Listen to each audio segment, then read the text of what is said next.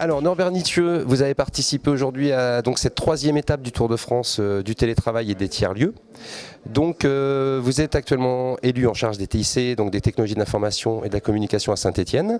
Donc sur l'approche qui était le thème d'aujourd'hui, télétravail et collectivité, qu'est-ce que vous avez pensé de cette journée et qu'est-ce que vous pensez du télétravail vis-à-vis de justement la collectivité que vous menez?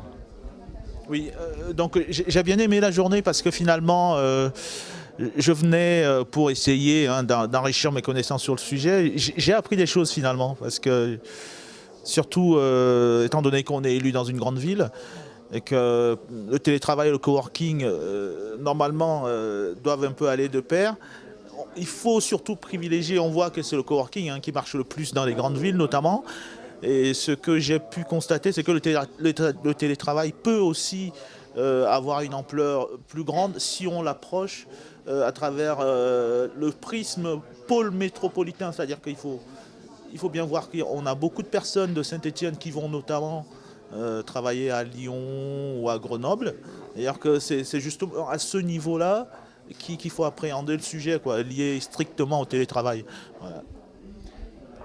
Sur le même thème, on a vu qu'effectivement dans la journée, dans les échanges, les collectivités n'étaient pas très exemplaires sur le principe qu'elles disaient qu'il faut s'intéresser au télétravail, mais que finalement elles ne le pratiquaient pas en interne. Vous avez un mot à dire là-dessus ou pas?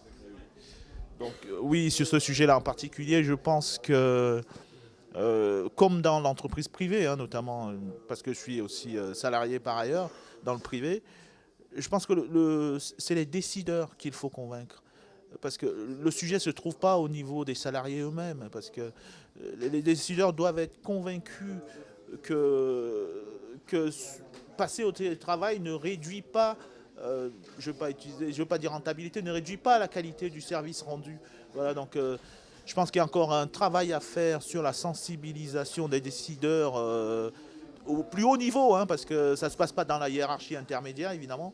C'est les décideurs au plus haut niveau qu'il faut convaincre sur cette affaire. Donc, Merci pour la franchise. Alors justement pour finir, vous avez dit, vous êtes salarié en plus dans une entreprise bien connue à Saint-Étienne qui est justement Casino, et je crois que vous menez une expérience. Donc là avec la casquette peut-être plus professionnelle, est-ce que vous pouvez nous en dire un peu plus sur cette expérience de télétravail à Casino? Oui, donc notamment chez Casino, on a depuis un an travaillé sur la mise en place d'un accord de télétravail.